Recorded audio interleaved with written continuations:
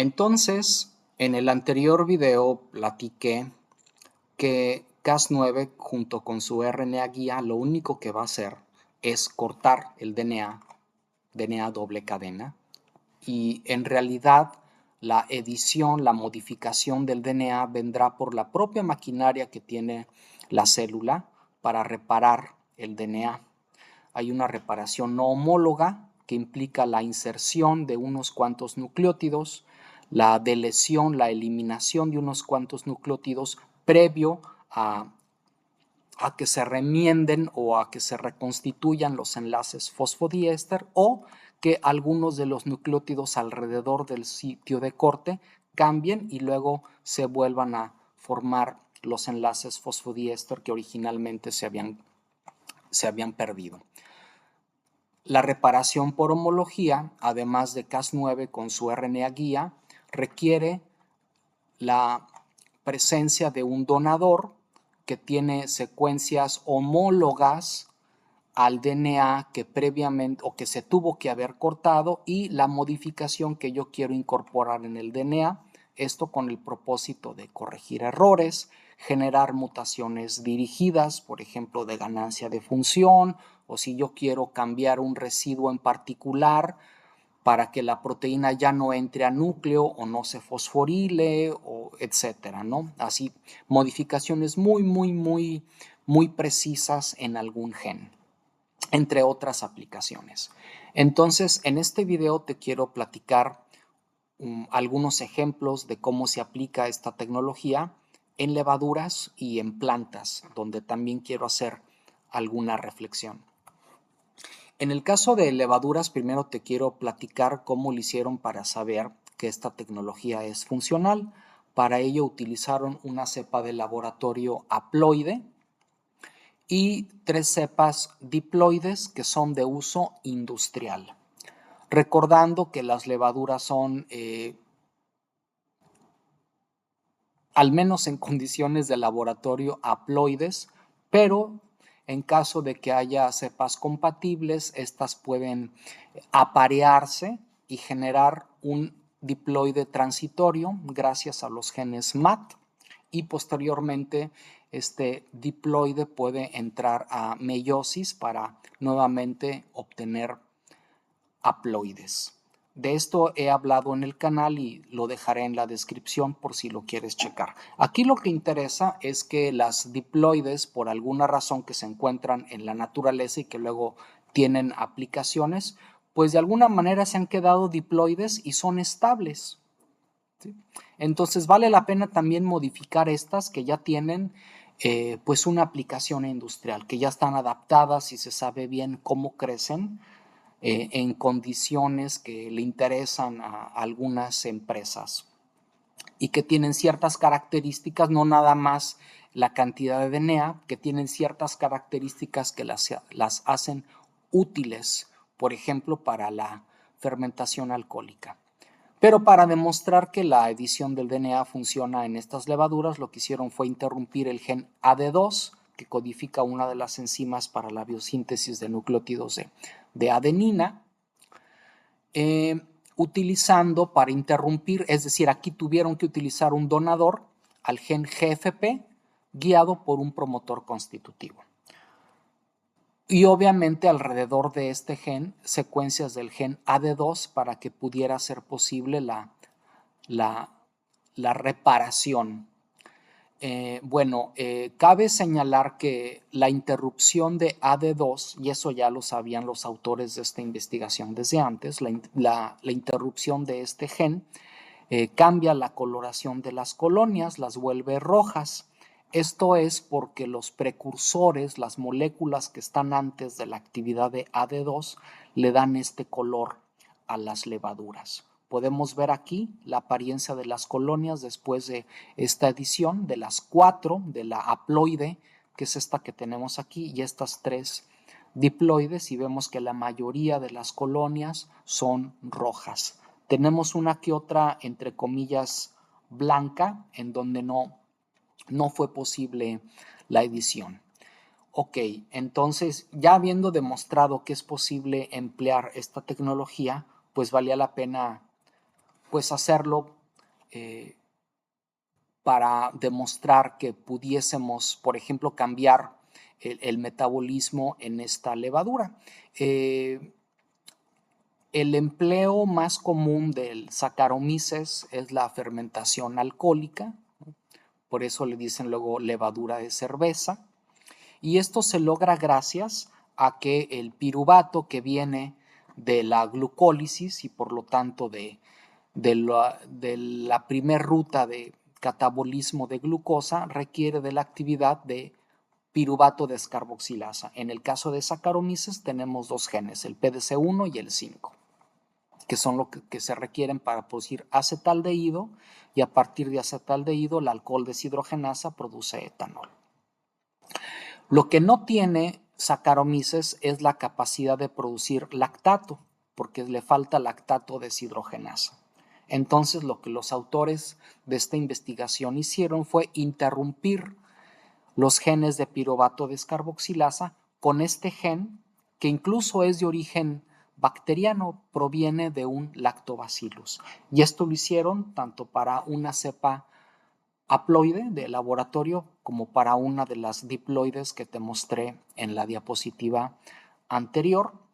Aquí igual es, si quieres ponerle pausa al video para checar puntualmente cada una de estas gráficas, yo solamente quiero enfatizar en la acumulación de ácido láctico, el cual se puede ver cómo se incrementa a través del tiempo. Aquí en el eje X tenemos tiempo, cómo se incrementa a través del tiempo, tanto en la cepa haploide como en la diploide, cuyo genoma fue editado para interrumpir los genes de piruvato descarboxilasa, metiendo ahí el gen del lactobacillus guiado por un promotor constitutivo. Ok, entonces observa cómo, pues sí, es una edición, o sea, cambia el DNA, pero pues no deja de tener DNA foráneo, en este caso de un lactobacillus. Eso no quiere decir que esté mal, pero recuerda que una de las cosas que dicen de la cuestión de la edición de genomas es que le podemos dar la vuelta al término transgénico.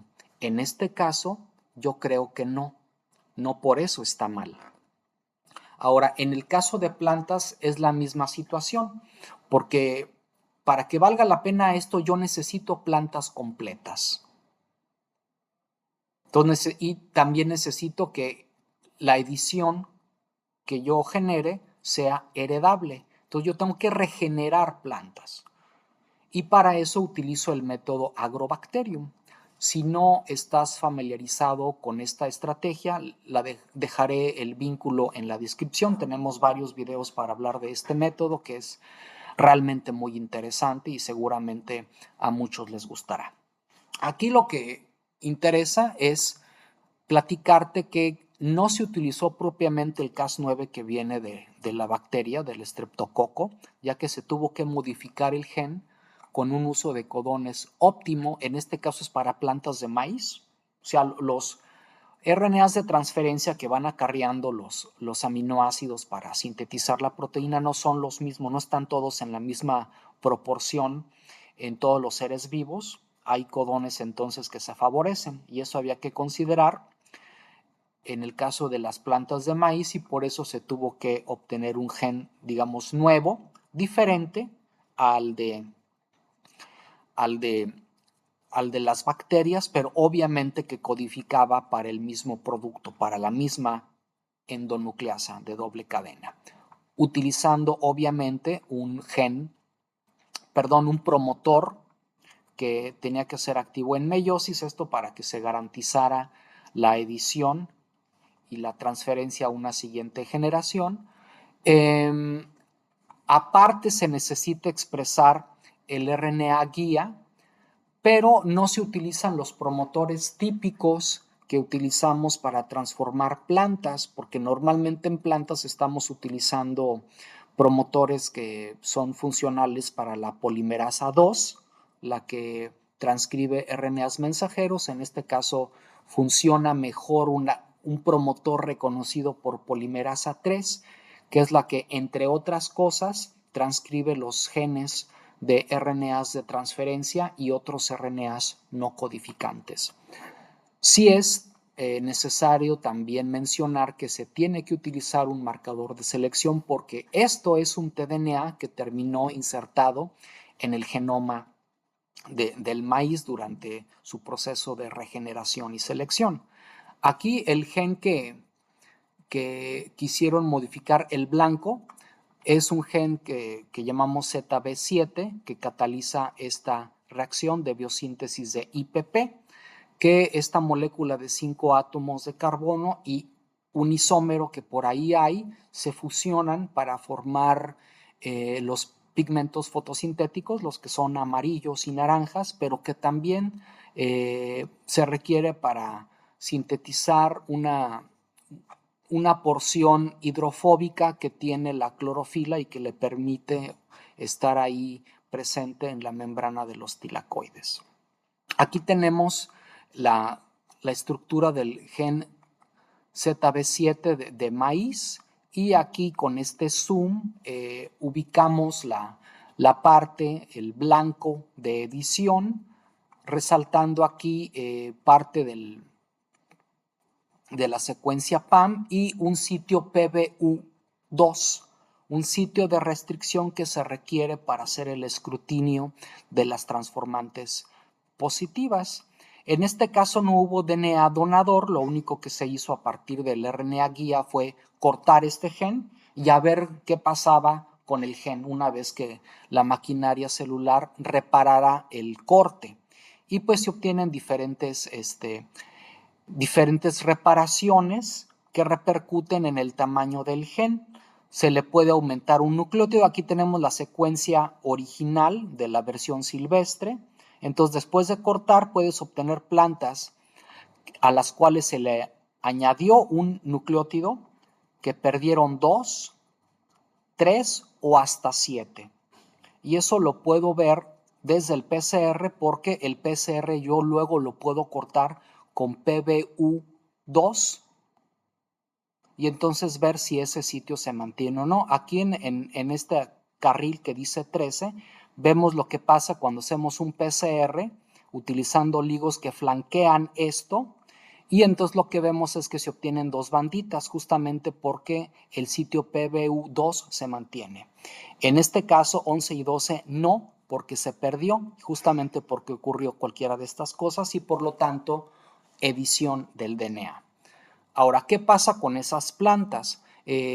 No hay que perder de vista la función de este gen que te decía que se requiere para biosíntesis de carotenoides y de la porción hidrofóbica de la clorofila. Entonces, la ausencia de esos compuestos sí tiene una repercusión en el fenotipo de las plantas, las cuales se vuelven cloróticas, pero en diferente grado dependiendo cómo haya sido la modificación del DNA. Vemos desde de plano plantas albinas que no producen nada de clorofila hasta unas que más o menos acumulan clorofila, pero no tanto como la versión silvestre y otras que tienen sectores nada más.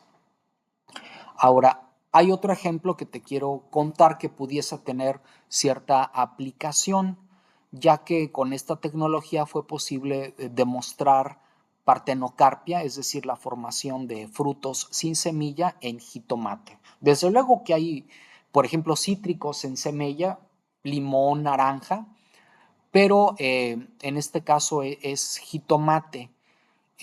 ¿Por qué hicieron esto? ¿Cuál fue la motivación de esto?